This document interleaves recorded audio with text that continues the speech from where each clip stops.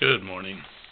Today is Sunday, March 28th, and I've been meaning to do an article about the Yuma Territorial Prison, which has been a state park for quite some time, but it's scheduled to be closed by the state.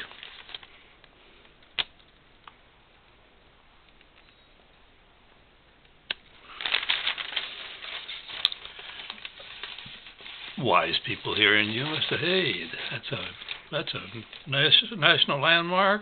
It's a great asset to this community. We can't let it just be closed. So thanks to a number of good citizens that forked out big money and a lot of other citizens that forked over a little bit of money, it's going to be taken over by the city of Yuma. It says that the group that's taking it over has big plans for the prison. The goal is to restore treasure for the community, the treasure being the prison. The writer, Joyce Lobeck, Sun staff writer, starts off by saying, in some ways, March 29th won't come too soon for the community anxious to start putting in place its plans for the prison. So tomorrow, the state will step out, the city steps in.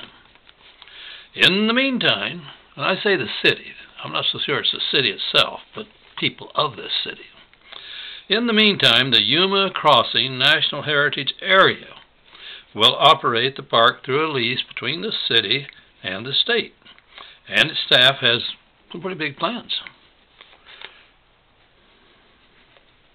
Tina Clark, City of Yuma historian, says we want to bring it back to life, have it seen as an exciting and vibrant place to visit. And we'll be developing some programs for the park. Well, to accomplish that will be requiring a lot of work and a lot of money, said Charles Flynn, Heritage Area Executive Director. Excuse me.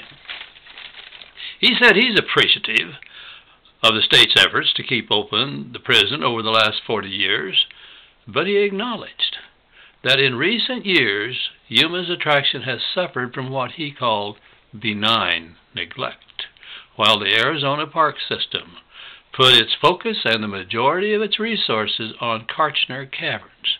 I've heard of it, never been there. Someday I might make it a point to go and just see what the heck they thought was more important than our prison.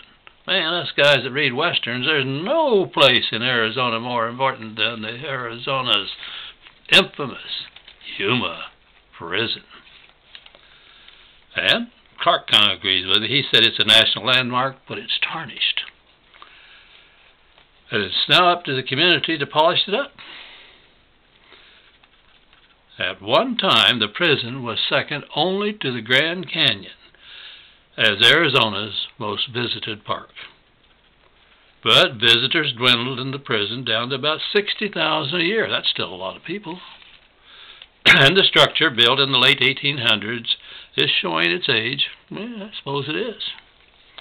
At the moment, Kevin Ettridge, who will be in charge of the facility for the heritage area, said he doesn't even know just all the things that needs to be done to protect the property and restore it.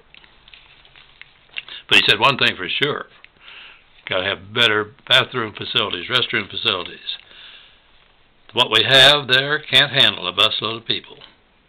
The minimal facilities are woefully inadequate for the volume of traffic even now. We need those busloads to stop it. Etherly expects to get back some of the money that we're going to spend by qualifying the project for the green rebates and grants. And he has the same hope when it comes to updating the air conditioning system and the lighting. But he said he also intends to change the landscaping program a bit. He said, you know, by going back to a more desert landscaping, we can save on the water bill. And anyway, putting a lot of water, he said, next to an adobe structure is not a good idea. I bet he's right. I hope it works out. I have enjoyed taking guests there. I've enjoyed going there myself. Of course, After all, Barney Riggs, who probably isn't related to me in any way, was a hero, a prisoner that saved a superintendent of the prison some life.